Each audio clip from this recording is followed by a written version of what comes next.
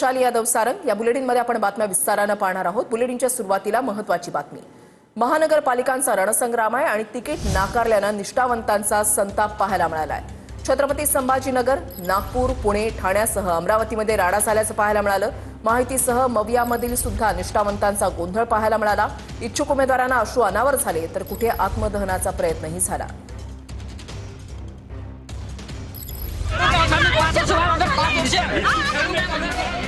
मला न्याय पाहिजे, मला एकदा तिकीट पाहिजे, नाही तर मी इथे आमरण उपोषण करणार आहे। प्रभागाचा प्रचार करा म्हणून सांगितलं नाही, वेळेवर तुम्ही असं तिकीट नाकारता, ही कोणती पद्धत आहे सांगा साहेब तुम्ही।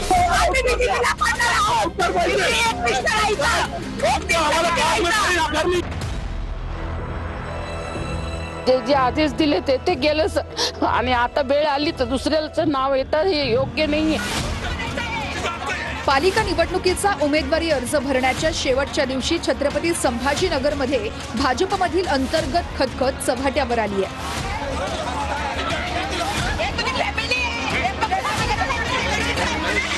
तिकिटासाठी इच्छुक असणाऱ्या कार्यकर्त्यांनी या ठिकाणी मोठा गोंधळ घातला।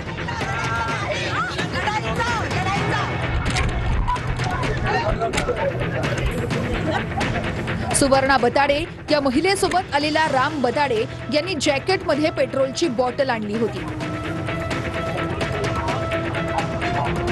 यावेळेस पोलिसांनी संतप्त कार्यकर्त्यांना शांत करण्याचा प्रयत्नही केला।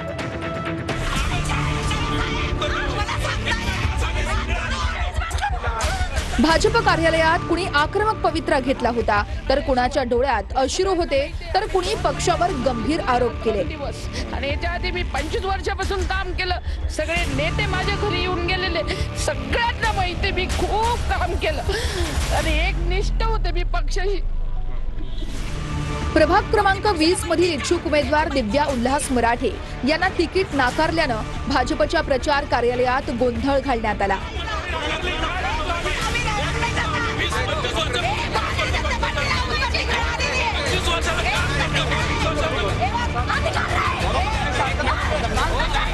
तिकीट देण्यावरून भाजपमध्ये पुन्हा निष्ठावान विरुद्ध आयात या वादाची ठिणगी पडली।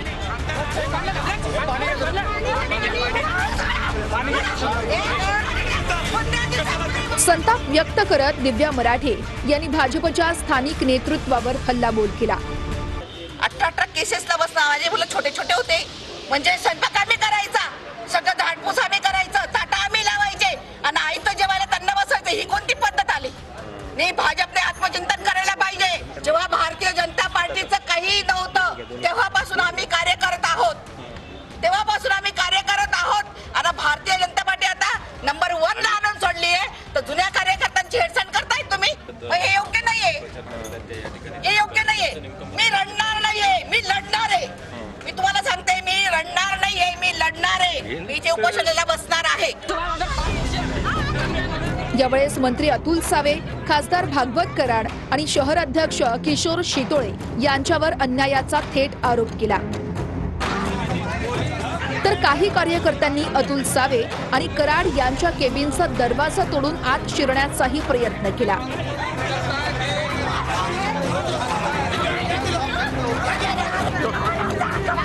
दिव्या मराठे यांच्यासह भाजपमधील अनेक निष्ठावंत कार्यकर्त्यांना उमेदवारी नाकारण्यात आली आहे।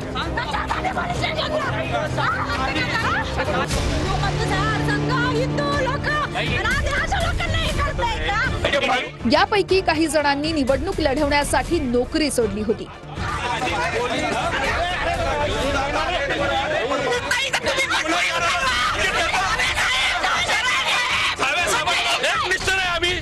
सुवर्ण बताडेंचा पती राम बताडेंना तिकीट नाकारल्यामुळेही त्यांना अश्रू अनावर झाले होते। सुवर्णा राम बताडे या प्रभाग क्रमांक 22 मधून भाजपमधून निवडणूक लढवण्यास इच्छुक होत्या।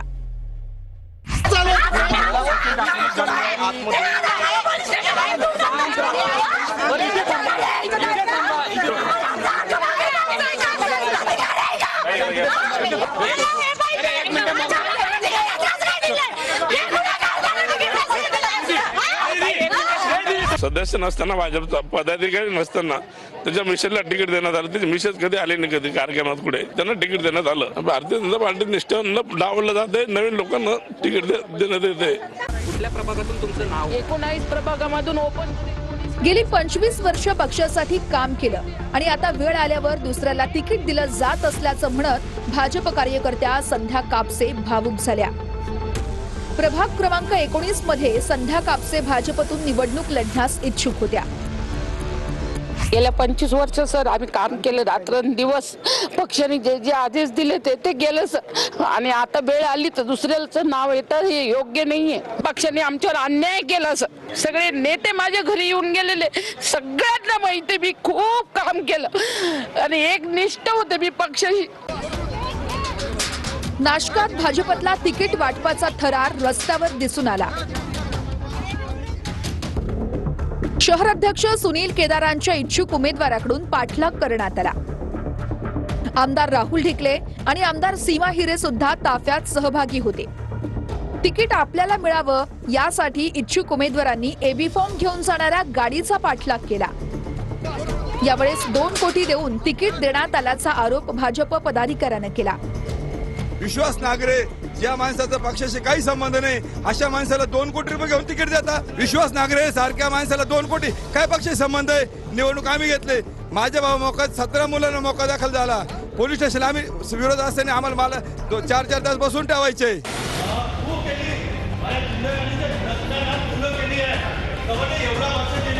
चंद्रपुरातही भाजपच्या इच्छुक उमेदवारांचा संताप दिसून आला. तिकिटासाठी चंद्रपुरातील एनडी हॉटेलमध्ये इच्छुकांची गर्दी उसळली होती. या ठिकाणी निरीक्षक चैनसुख संचेती आणि प्रभारी अशोक नेते मुक्कामी होते.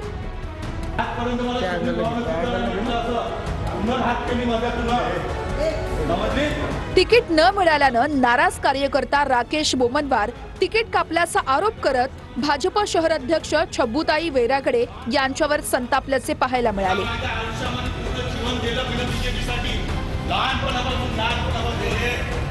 आज एवढ्या वर्षापासून काम करून राहिलो, 25 वर्ष झाले मी काम करून राहिलो याच्यासाठी. लहानपण गेला माझं. पुन्हा सुधीर भाऊ साठी काम केलं, जोरगेवार भाऊसाठी काम केलं, पुन्हा पार्टीसाठी काम केलं, संघटनेसाठी काम केलं, समिती बनवल्या, बूथ समिती बनवल्या, साऱ्या गोष्टी केल्या. कोणत्याही गोष्टी असं न करता काम केलं. आणि हे छोट्याशा गोष्टीसाठी, छोट्या गोष्टीसाठी, छोट्या कारणासाठी हे लोक माझी सीट कापून राहिले. अकोला महापालिका निवडणुकीच्या पार्श्वभूमीवर भाजपमध्ये तिकीट वाटपावरून मोठा गोंधळ उडाला. भारतीय जनता पार्टीमध्ये मी माझी बायको 32 वर्ष काम करते आणि त्या युतीमध्ये भरपूर लोकांना तिकीट द्यायला अकोट फाईलमध्ये. महायुतीतील जागा वाटपामुळे अकोट फेल भागातील एससी राखीव वॉर्ड अजित पवारांच्या राष्ट्रवादी काँग्रेसला गेल्यानं भाजपच्या महिला पदाधिकारी शकुंतला जाधव यांना तिकीट मिळालं नाहीये.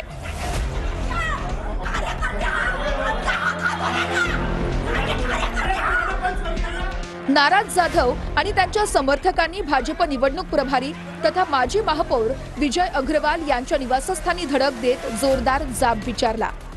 निष्ठावंतांना डावलल्याचा आरोप करत जाधव यांचे अश्रू अनावर झाले. तर गोंधळादरम्यान त्यांची तब्येत अचानक बिघडली आणि त्या जमिनीवर कोसळल्या.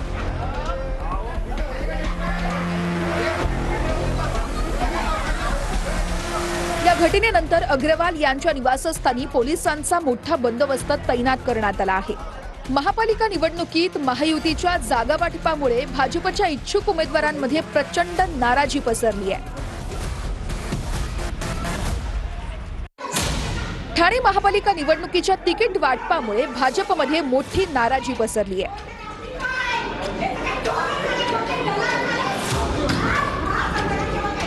इच्छुक उमेदवारांना डावलल्याचा आरोप नाराज कार्यकर्त्यांनी केलाय.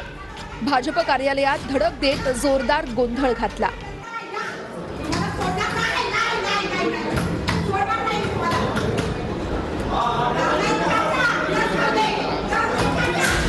कार्यकर्त्यांनी पक्ष नेतृत्वाविरोधात घोषणाबाजी करत आपला संताप व्यक्त केला.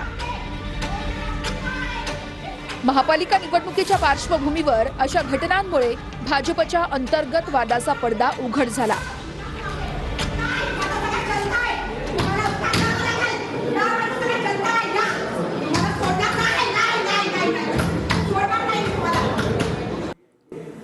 तिकीट वाट पाहून ठाकरेंच्या सेनेमध्ये नाराजी उफाळल्याचं पाहायला मिळालंय. प्रभाग क्रमांक 95 मध्ये बंडखोरी झाली आहे. ठाकरेंचे माजी नगरसेवक अपक्ष म्हणून आता निवडणुकीच्या रिंगणामध्ये उतरतायत. ठाकरेंच्या शिवसेनेचे नाराज माजी नगरसेवक चंद्रशेखर वायंगणकरांनी अपक्ष उमेदवारी अर्ज दाखल केलाय.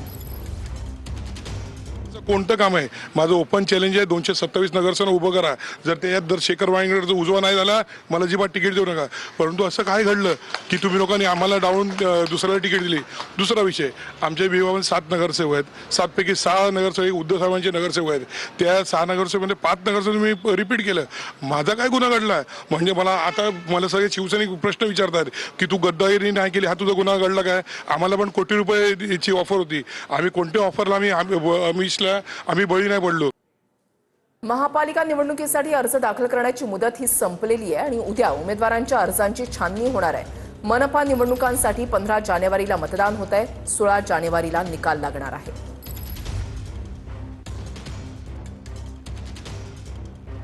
पुण्यामध्ये जेलमधल्या गुंडांना अजितदादांच्या राष्ट्रवादीची उमेदवारी देण्यात आलेली आहे. बंडू आंदेकर टोळीमधल्या 2 महिलांना अजितदादांच्या राष्ट्रवादीची उमेदवारी मिळाली आहे. सोनाली आंदेकर, लक्ष्मी आंदेकरांना अजितदादांच्या राष्ट्रवादीकडून एबी फॉर्म देण्यात आलाय. कुख्यात गुंड गजा मारणेच्या पत्नीला सुद्धा अजितदादांच्या राष्ट्रवादीकडून तिकीट देण्यात आलंय.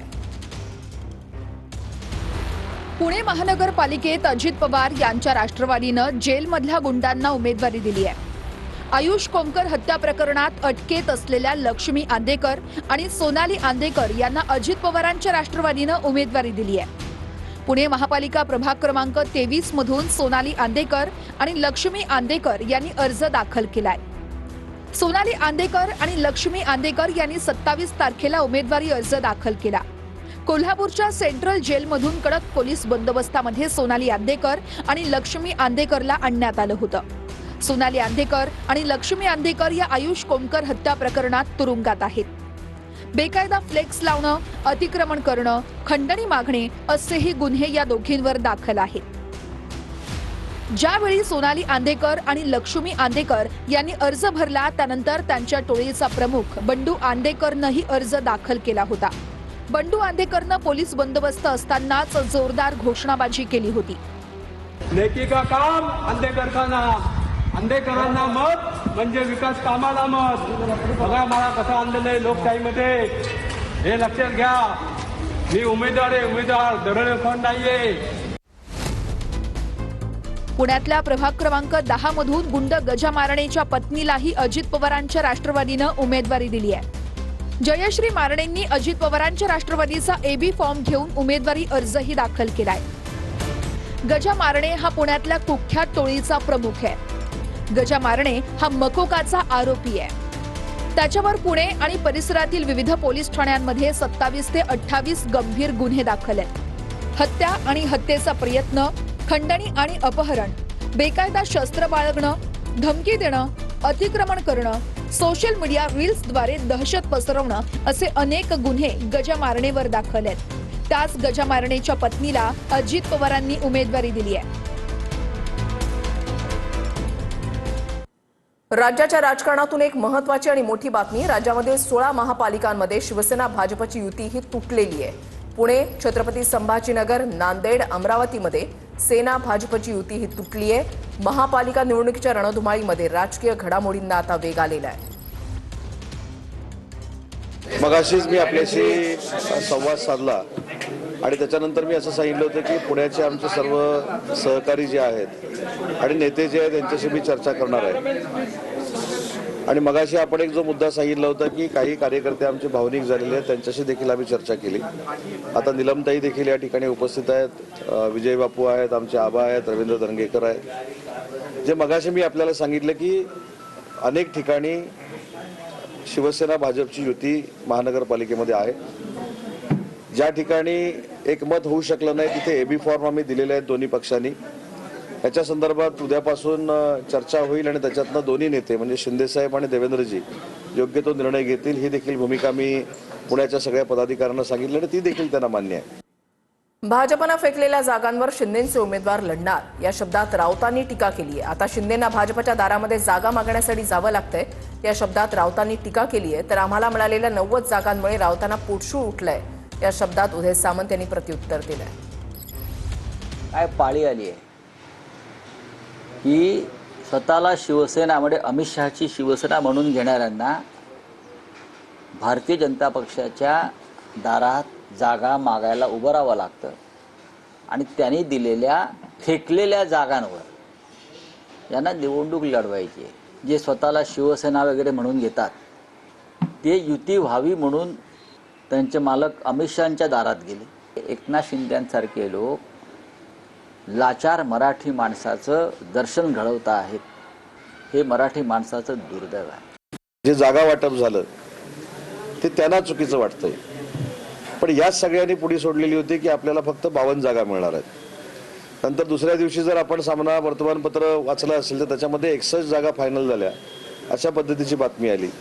त्याच्यानंतर 65 वर हे थांबले आणि खरं तर काल 90 जागा मिळाल्यामुळं खरा पोटसूळ जर कोणाला उठला असेल तर यांना उठलेला आहे. आणि 90 जागा देऊन नक्कीच भाजपानं शिवसेनेचा त्या ठिकाणी सन्मान केलाय. भाजपा आणि शिवसेना म्हणून आमचा स्ट्राईक रेट हा अतिशय चांगला राहील.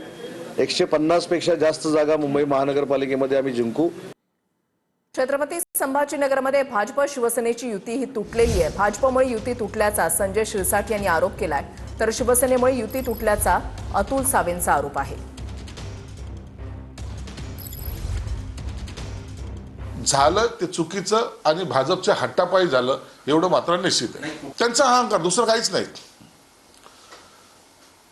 जेव्हा मुख्यमंत्र्यांनी सांगितल्यानंतर ज्या जागा वाटप झाल्या होत्या त्या जागेवर सुद्धा सकाळी त्यांनी तिढा निर्माण करणं याचा अर्थ असा होतो की त्यांना जाणून बुजून युतीमध्ये कुठंतरी ती तुटलीच कशी पाहिजे या पद्धतीने त्याने केलेलं आहे. युती कुणामुळे तुटली? युती शिवसेनेमुळे तुटली. त्यांनी सांगितलेल्याप्रमाणे त्यांना आम्ही 37 सीटचं ऑफर दिलं होतं, तरी त्यांनी ती मान्यता दिली नाही. त्यांचं म्हणणं होतं हे खूप कमी आहेत. हा, मग त्यांनी अगोदर ज्यावेळेस परवा रात्री बोलणं झालं त्यावेळेस त्यांनी ते सांगायला पाहिजे होतं ना. तुम्ही असं म्हणताय की त्यांचा निरोप नाही, पण संजय शिरसाट यांचं म्हणणं असं आहे की भाजपाचा कोणताही निरोप नाही, संदेश नाही, भाजपाच्या हट्टापायी ही युती तुटली. आता संजय शिरसाटांच्या घरावर गेलेला मोर्चा काही हा भारतीय जनता पार्टीच्यावर आलेला मोर्चा नव्हता किंवा भारतीय जनता पार्टीचा कार्यकर्त्याचा मोर्चा नव्हता. हा त्यांच्याच जिल्हाध्यक्षाने नेलेला मोर्चा होता. यांच्यातच किती समन्वय हे मीडियाला कळालेलं आहे.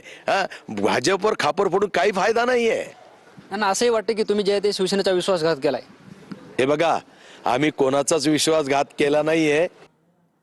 मातोश्रीच्या अंगणामध्ये राजीनामा सत्र सुरू आहे. वॉर्ड क्रमांक 95 मधील ठाकरेंचे शिवसैनिक नाराज झाले. ठाकरेंच्या सेनेचे नाराज पदाधिकारी राजीनामा देण्याच्या तयारीत आहेत.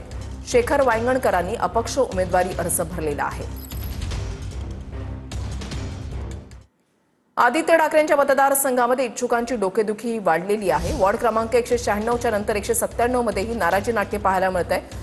वॉर्ड क्रमांक 197 हे मनसेला गेल्यामुळे पदाधिकारी नाराज आहेत. 197 मधील ठाकरेंचा उमेदवार मनसेच्या चिन्हावर लढवा, ठाकरे सेनेची विनंती आहे. पदाधिकाऱ्यांची नाराजी दूर करण्यासाठी ठाकरे सेनेची विनंती असल्याचं पाहायला मिळालं.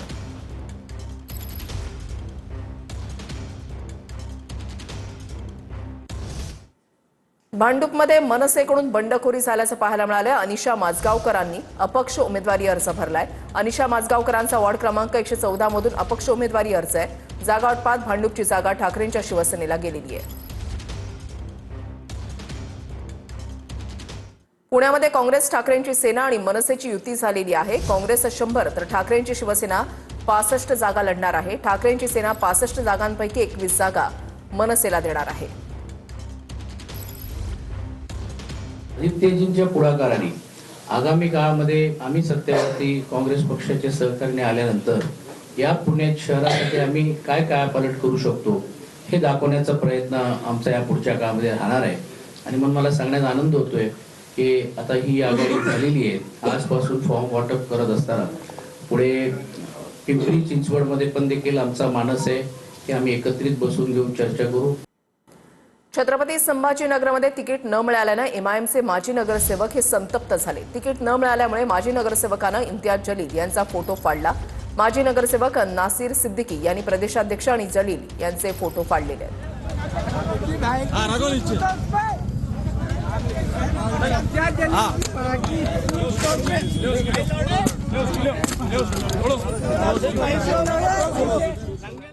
आता आणखीनही महत्त्वाच्या 25 बातम्यांचा आढावा घेऊयात.